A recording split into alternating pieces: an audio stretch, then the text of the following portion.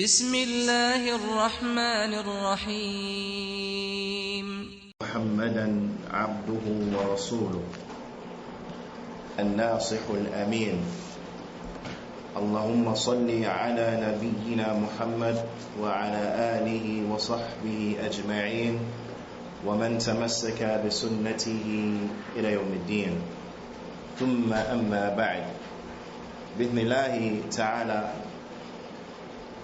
We have some things prepared for you as it relates to as-siyam, to fasting. I encourage everyone who is hearing my voice, whether it is now live or sometime in the future from a recording, to have with you a pen and a piece of paper. And not for just this sitting, but for all sittings. Whenever you listen to a lecture or you attend a class, you should always have a pen and a paper,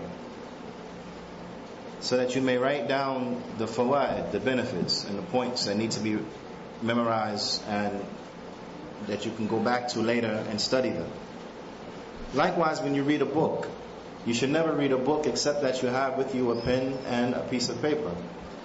For the same reason, you may come across some sentences, some paragraphs that catch your eye. And a lot of times from our educational background, we are taught to put some type of asterisk or to underline or to highlight and or put a bookmark on that particular page so we may go back to it to review it.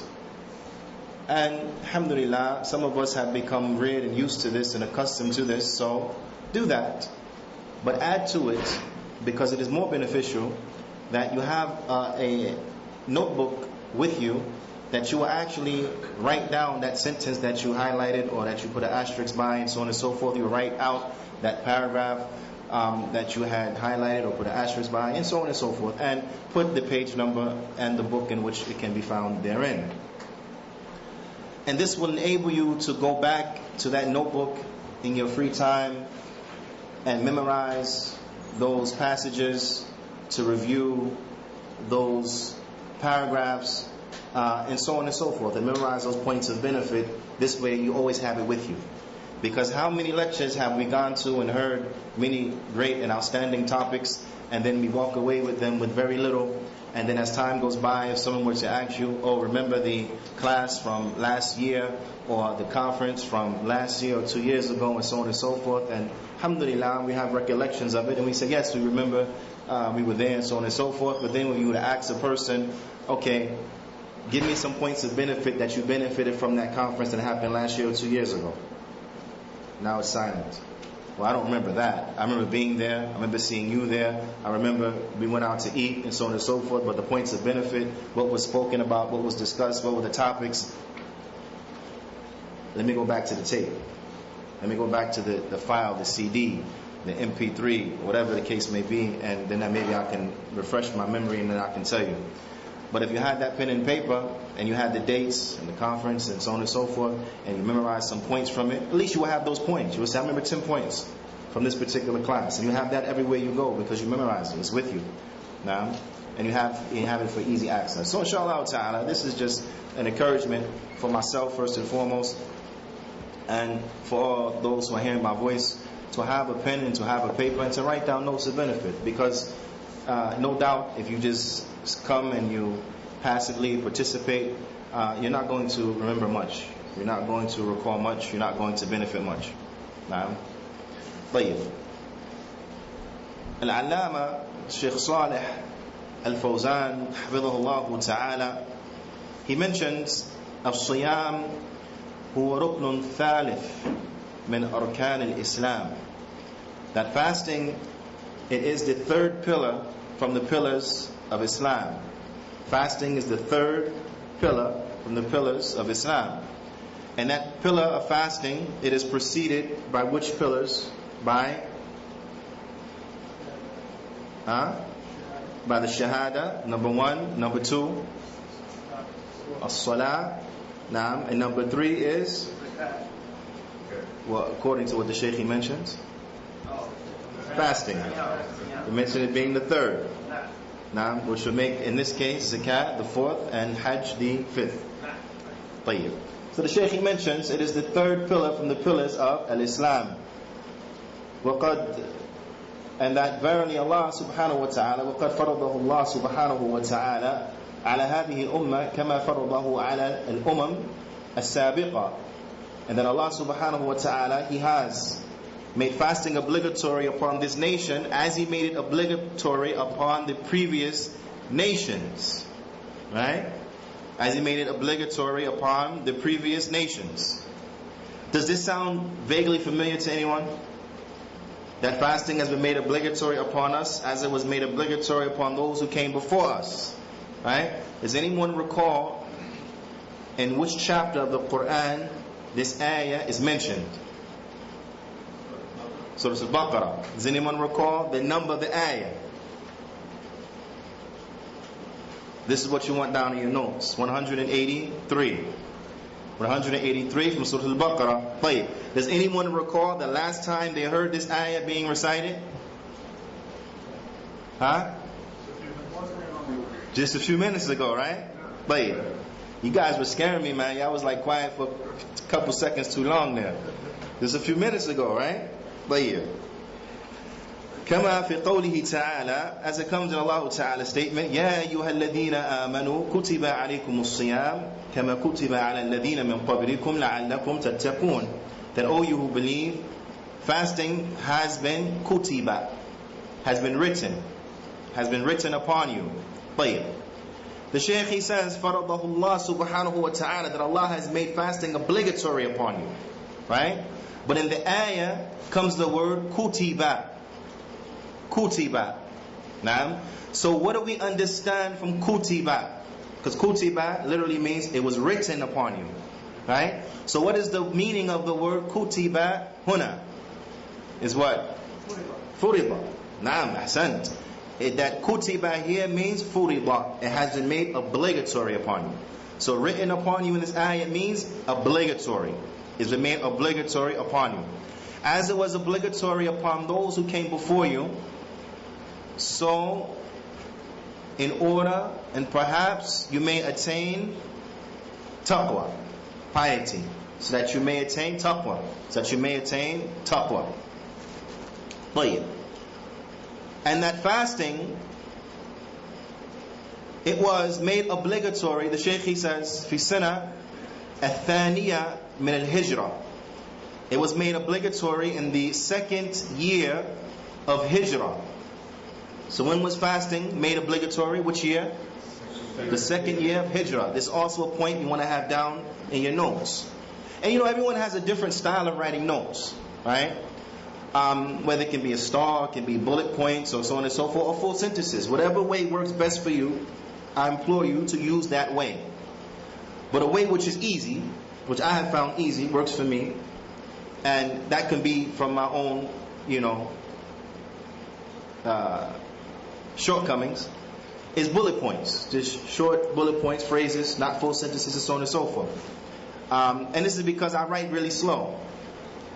So if I try to make a full sentence, by the time I write the sentence, you like 4 or 5 paragraphs beyond what I just wrote, and I just missed all that, right? So if that helps you, because you also have a problem like me that you write slow, then write it in bullet points, very fast. Second year Hijrah, fasting obligatory, right? Or something like this, right?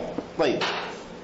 And I'm stressing this because I really, really, really want everyone to benefit from these points, inshallah ta'ala. The Shaykh, he says, فَقَدْ صَامَ النَّبِي صَلَى اللَّهُ عَلَيْهِ وَسَلَّمْ تِسْعَ رَمَضَانَاتٍ. And that the Prophet sallallahu alaihi wasallam, he fasted tis'a.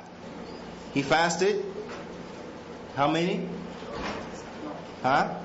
9 Ramadanat. 9 Ramadans. Naam. ثُمَّ تُوَفَّى صلى الله عليه وسلم. And then he passed away sallallahu alaihi wasallam. So the Prophet sallallahu alaihi wasallam, he fasted how many Ramadans? 9 Ramadans. Is also another point you want to have down. The Prophet ﷺ fasted 9 Ramadans. Now, these things are very important to know. Very important to know. It's very important that we educate and we teach our children about the intricacies and the details of the life of the Prophet Muhammad sallallahu alaihi wasallam, because this gives them a role model. Because verily the Prophet sallallahu alaihi wasallam, he is our role model. He is the one who we have as an example. So the more we know about him, then the better we are equipped to imitate him sallallahu alaihi wasallam. So this is an encouragement to our children that the Prophet sallallahu alaihi wasallam, from the time that Ramadan was made obligatory upon the Muslims, he fasted all the way until he died. And then what we do is that you educate the children also, is that look how the Prophet ﷺ, who was the best of mankind, who was the best of the prophets and the messengers, the best of the children of Adam, the master of the children of Adam, that he fasted and he worshipped Allah subhanahu wa ta'ala until he died. And this is a clear refutation upon the Sufiya, who say that worship is only a tadrib, it's only a training to train the soul, and once your soul reaches a point, you don't have to do any more worship. There's no more halal and haram for you. You are beyond halal and haram. You don't have to abide by any of the rules of Islam, because you have reached a point. So once the children understand that the best of mankind, the best of the prophets and the messengers, worshipped Allah subhanahu wa ta'ala until he died, then they would know when anyone comes and says that you can reach a point that you don't have to worship Allah ta'ala no more, then they would know already this person dal mudlil. This person is astray, is astray. Now, and he leads others astray. And it's important that we educate our children so they have this distinction. So a person doesn't have to come out and say, I'm a Sufi, before our children realize that guy's a Sufi. Because you know what? A Sufi is not going to give you that courtesy. He's not going to come to you and say, I'm a Sufi, I want to lead you astray. He's not going to come and give you that courtesy. But he's going to come and he's going to try to fool you.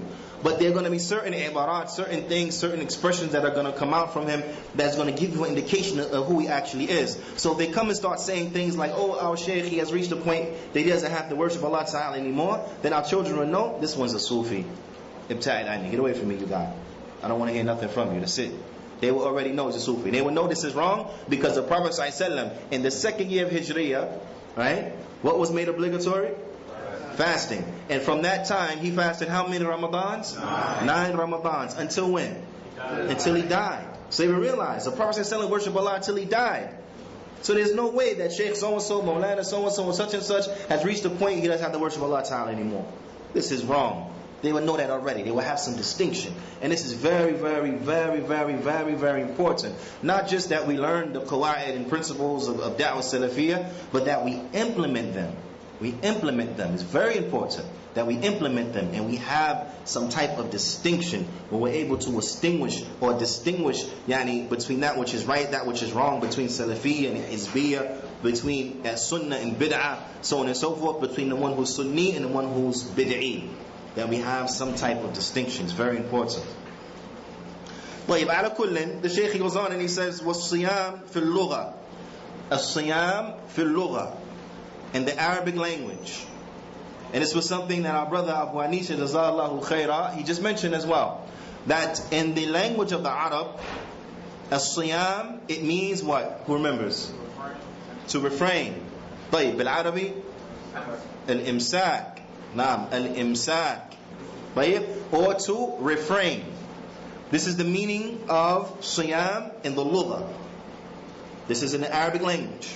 And it's always important when the ulama, they mention the definitions of things, they mention what it means in the lugha, and then they mention what it means inside of the sharia. Is a very big benefit in doing that, because you will see that there's a correlation between what it means linguistically and what it means legislatively, right? And at the same time, if you understand both definitions, then you will see the intricate differences sometimes that exist between the two, as the Shaykh is going to go over bi'idhnillahi ta'ala. So in the lugha of the Arab, as-siyam, it means al-imsak. Al-imsak. Naam. And the Shaykh, he mentions al-imsak an al-kalam, to be quiet or to refrain from speech, aw an al-mashi, or to refrain from walking. Naam. So you find that in the language of the Arab that the word siyam has a broad meaning. You can say that a person is sa'im if he was sakit, he was quiet, he didn't talk to anyone, right? Then you can say he's sa'im, he's sa'im, right? Fasting. Or if he was standing still, if a person or a thing was standing still, then you could say sa'im. Then that thing is sa'im, right? It is fasting. But of course, in that context, we will understand it's not speaking about the legislative fast, because they're withholding from talking or from walking and so on and so forth. Naam. طيب. The Shaykh, he says, وَأَمَّا إِمْسَاكَ عَنِ الْكَلَامِ. He said, with regards to imsak, or refraining or withholding from speech, شوف العلماء. Look at the ulama. They're not arrogant like you find ulama ahl bid'ah, right? They just say stuff devoid of any proofs. Why? Because they don't have any proof, right? And then they get offended if you ask for proof, because it exposes them, right? But they educate their followers into this crazy understanding of asking for proofs is somehow disrespectful. It's somehow disrespectful. The ulama of Ahl Sunnah, when they speak, they mention the adillah when it is appropriate. Now, when it is appropriate, they mention the adillah, and what they say is based upon the adillah. Now, so if you do a study on the works of Ahl Sunnah, you will find that what they say coincides with the proofs and evidences 100%. And that's what we hold on to. And that's what we hold on to. Anything that doesn't match up to the proofs and the evidences, then this is what we leave alone. Right? But ala kullin, even when speaking about the definition of siyam lughatan, Shaykh Salih al-Fawzan hafidhahullah ta'ala, he brings what? Dalil. It just doesn't tell you al-siyam bima'na imsak fil lugha, and then that's it, he keeps going. But he brings you dalil. He brings you dalil to show that it means in the lugha imsak, and in this case specifically on speech, on speaking. Naam, wa amma al-imsak an al-kalam, with regards to withholding from speech, kama fi qawlihi ta'ala, just as it is in the statement of Allah Ta'ala and Maryam, on our mother Maryam, where it was said, as Allah Ta'ala informs us, إِنِّي نَذَرْتُ لِلرَّحْمَنِ صَوْمًا, that verily I have made a vow to Ar-Rahman that I will fast. Sawman, that I will fast, right? But then listen to what is mentioned. وَلَنْ أُكَلِّمَ الْيَوْمَ إِنْسِيًّا, and I will not speak to any human being on this day. So see, I said I have taken a vow to Ar-Rahman that I will make a fast, and verily I won't speak to any human being today. So her fast was upon what? What did she refrain from? Speaking. You see? So now that's a dalil that in the lugha of the Arab, as-siyam, it comes with sawm, it comes with the meaning of al-imsak and al-kalam, to withhold from speech. To withhold from speech. Also will enter into the broad meaning of siyam or sawm shar'an, right? No, lughatan. Try to keep it on your toes, man. You gotta pay attention, right? Not shar'an, not legislatively, linguistically. So legislatively is something different, but linguistically, nah, that fits linguistically. So linguistically, you can say that withholding from speech is fasting, and that is what? Lughatan. Lughatan, or linguistically, in the language of the Arab. طيب. The Shaykh, he says, ففي هذه الآية أن الإمساك عن الكلام يسمى صوما. He says, so in this ayah, withholding from speech has been called fasting. Withholding from speech has been called fasting. طيب. What about walking? Remember the Shaykh, he mentioned specifically walking, because it means to withhold, but he brought two examples. He said to withhold and to refrain from speech and walking. Right? So what about walking? What's the proof now that to withhold from walking and to stand still can be called siyam? Shaykh, he brings some lines of poetry. It says, خَيْلٌ صِيَامٌ وَأُخْرَى غَيْرُ صَائِمًا تَحْتَ الْعَجَاجِ وَأُخْرَى تَعْلُكُ اللُّجَمًا. he said that this horse, suyamun. This horse, suyamun. Ma ma'na suyamun? Suyam means what? Refrain. Or is translated as sometimes as fasting. Or to abstain, fasting, refrain, right? So he says this particular horse, he says suyamun. Fasting. But we understand fasting here means what?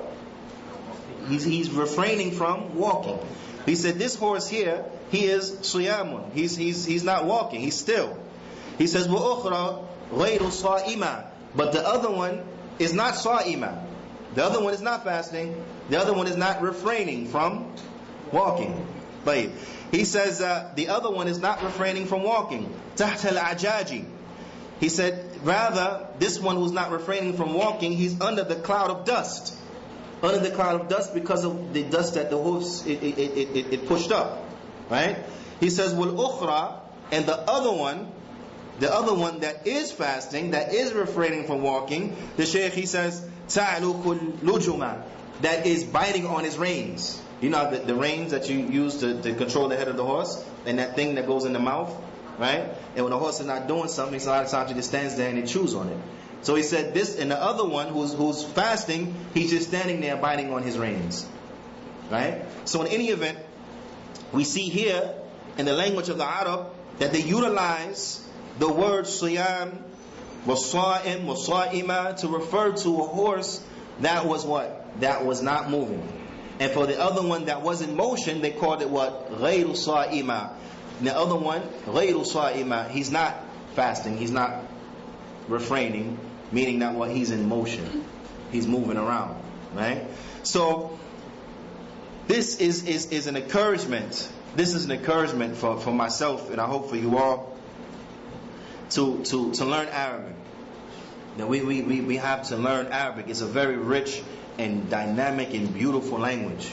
It's a very rich and beautiful language. Now, and you see the beauty of expression and how the clarity of the ibarat and so on and so forth, and the precision, and the choice of words and so on and so forth is amazing. It's amazing. So this is an encouragement for myself and for everyone who's hearing my voice. We all have to learn Arabic.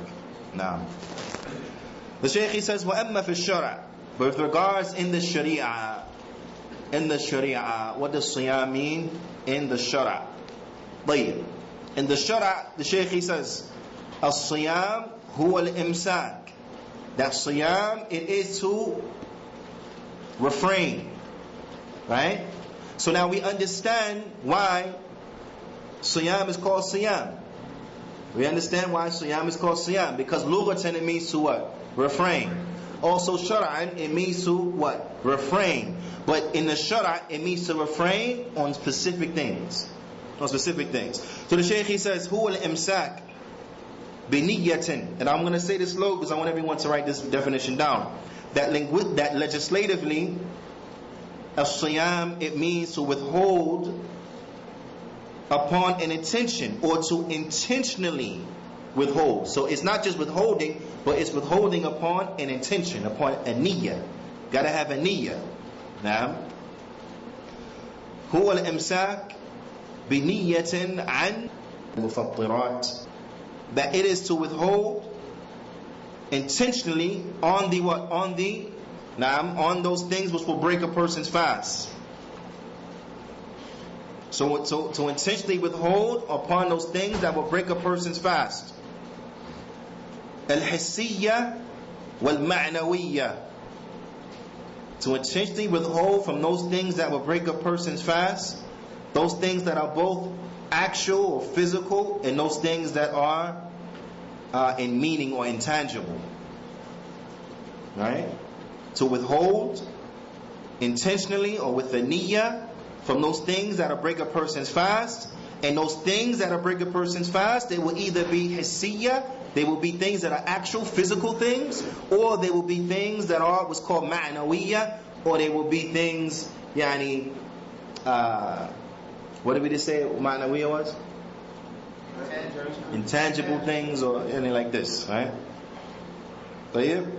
And inshallah ta'ala, the Shaykh goes on to explain, it'll make more sense. He says, من طلوع الفجر الثاني, from the rise of the second fajr, from the second fajr, نعم, إلى غروب الشمس, until the sun has set. So he gives you an indication in the definition of the time frame of fasting. It is from when? The second fajr, not the first fajr, right? Right? Wait, not the first fajr, but the second fajr. Because the first fajr, which was the fajr that Bilal radiyallahu ta'ala anhu, he would call the adhan for, this was the fajr to wake people up, to let them know that Salatul Fajr is about to come. It ain't come in yet. It's not Fajr yet. But it's to wake people up, to let them know that Salatul Fajr is coming. So wake up, prepare yourself for Salatul Fajr. And in Ramadan, it's time to eat suhoor. This is your time to eat suhoor now. Because it's from the sunnah to delay the suhoor. Right? It's not from the sunnah to eat a really big meal at like 1 o'clock in the morning, right, and then go to sleep. But to delay that meal until the suhoor time, until the time of sahar. I mean, delay that suhoor until the time of sahar. And the time of sahar is that time, qubayl al-fajr, right before fajr. That's why it's called suhoor, because you eat it in sahar. And sahar is qubayl al-fajr. Now, so that's when you're supposed to eat suhoor, right before fajr. طيب. على كل, when the second adhan was called, that's the adhan for what? The actual fajr. So now, that's it. No more eating and drinking, because now it's actually fajr. And this is what the Shaykh means by the second fajr.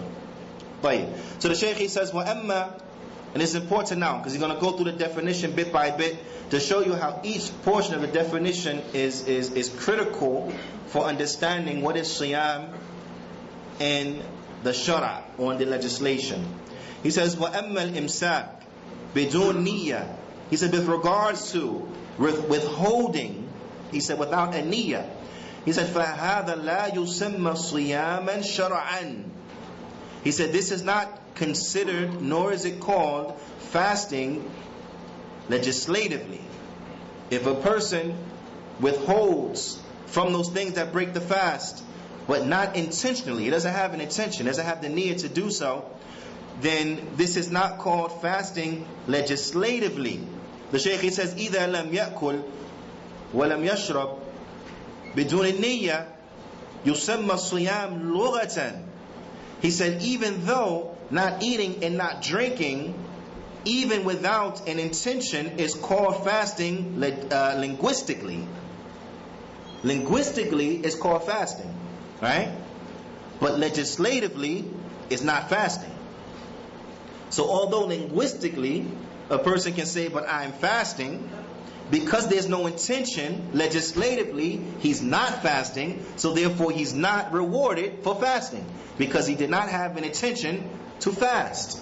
So the Shaykh says, even though it is called fasting in the lugha, linguistically, it's not called fasting in the shara. He said, la shara'an.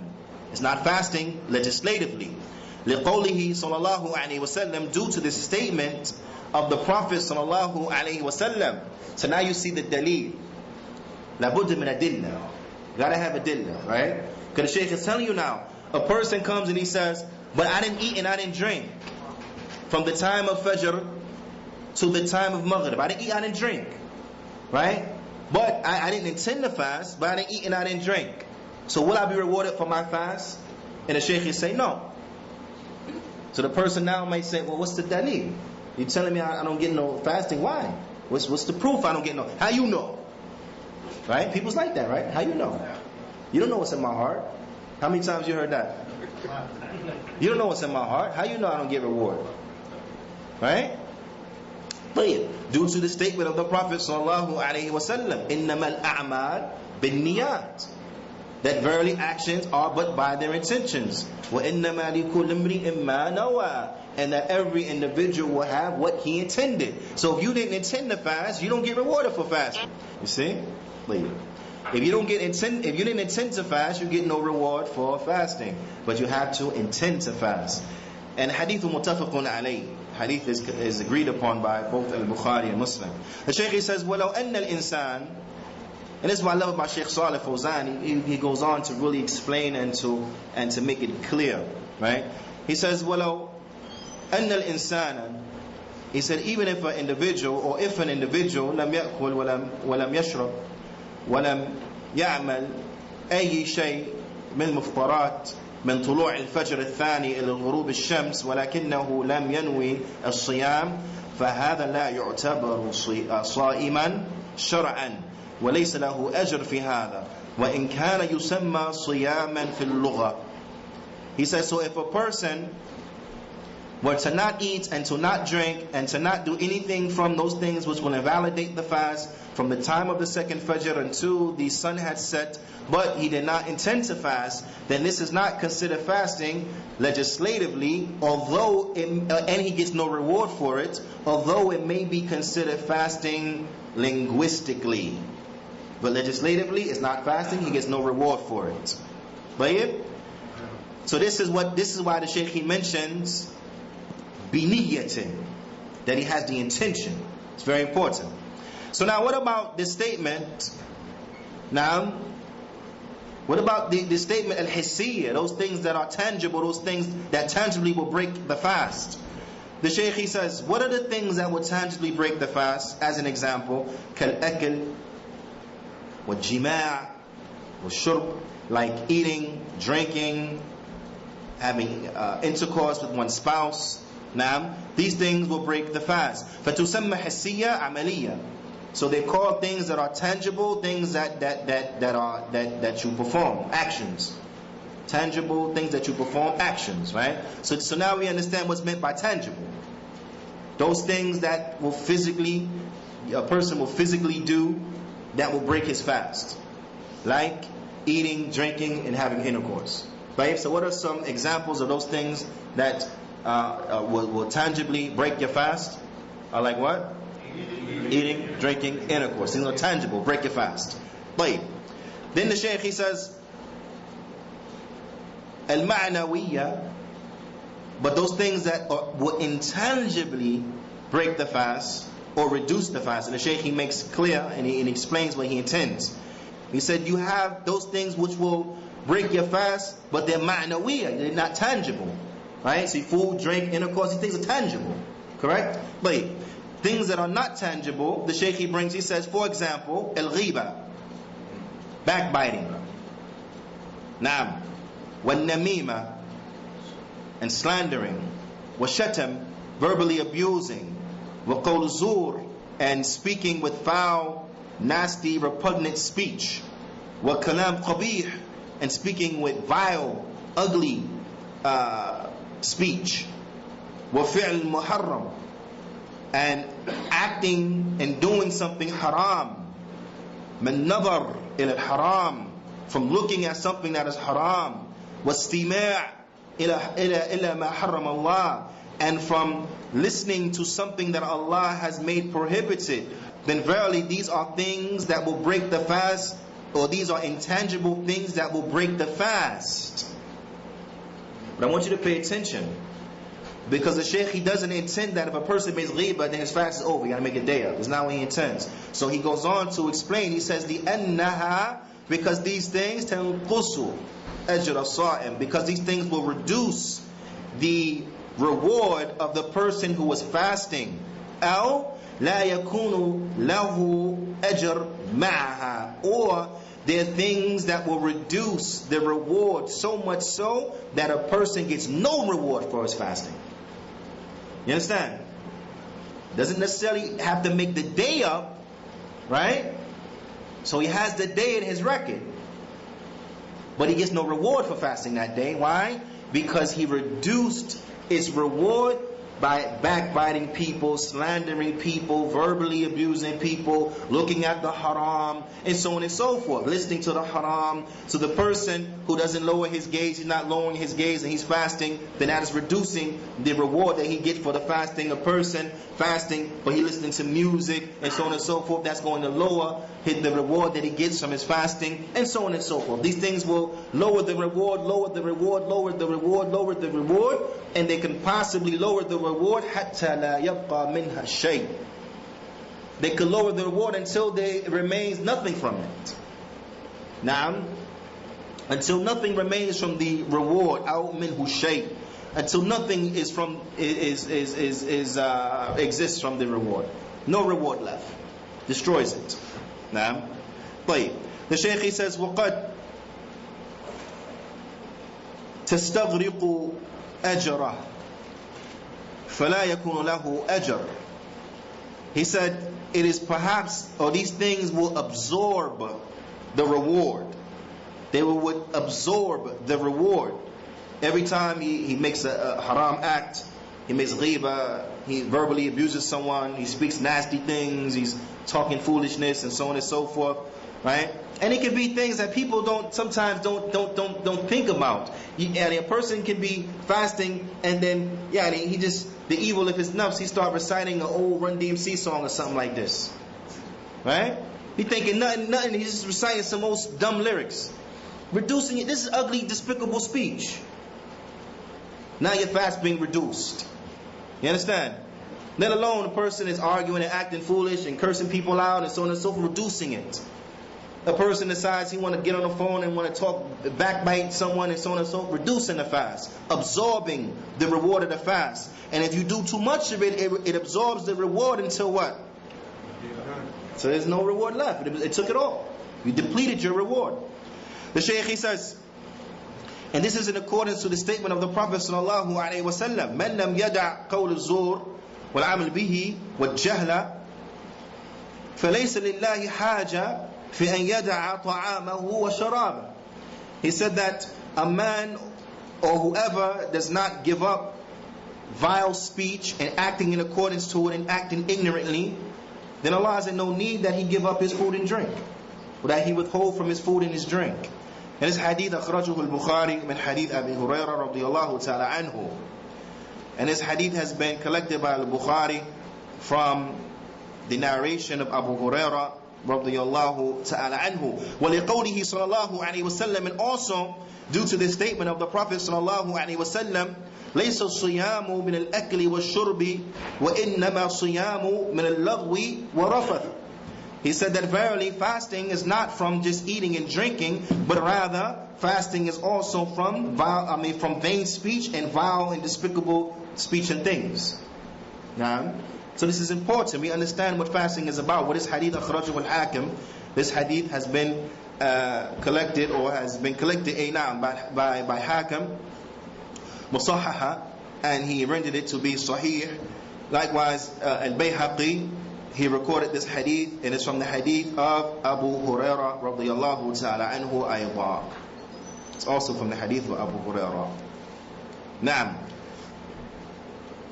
فالذي يمسك عن الطعام والشراب والمفطرات الحسية ولكن لا يمسك عن الغيبة والنميمة والمحرمات فهذا لم يصم صوم المطلوب.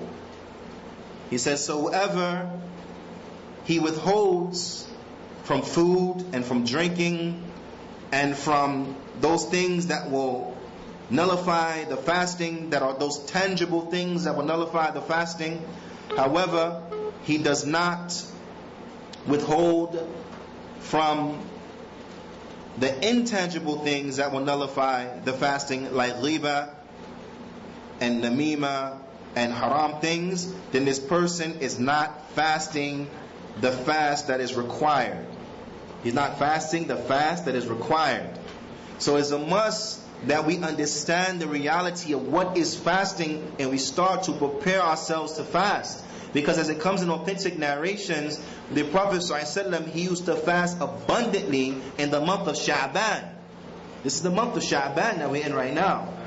Now, so let us imitate the Prophet ﷺ and fast abundantly in the month of Sha'ban upon the way that is sought. That we fast not only from those tangible things that will break the fast, but also from those intangible things that will break the fast. All of this in preparation so that we may better fulfill our obligation of fasting the month of Ramadan. Na'am. The Shaykh he says, وَقَدْ لَا يَكُونُ لَهُ فِي الصِّيَامِ الْأَجْرِ أَوْ يَكُونُ أَجْرُ قَلِيلٍ. The Shaykh he says, because if a person doesn't do this, and he doesn't leave off these intangible things that will break the fast, he will find that he will not have any reward for his fast, or he will find that the reward for his fast will be very, very little. Very, very little. He said, and this is what is intended, this is what is meant by their statement, that they withhold from those things that will break the fast, that they intentionally withhold from those things that will break the fast, both those things that are tangible and intangible, from the time of the second Fajr until the sun sets, until Maghrib time. This is what is meant by the definition of fasting shar'an, and what preceded it was meant and understood by the definition of fasting lughatan in the Arabic language.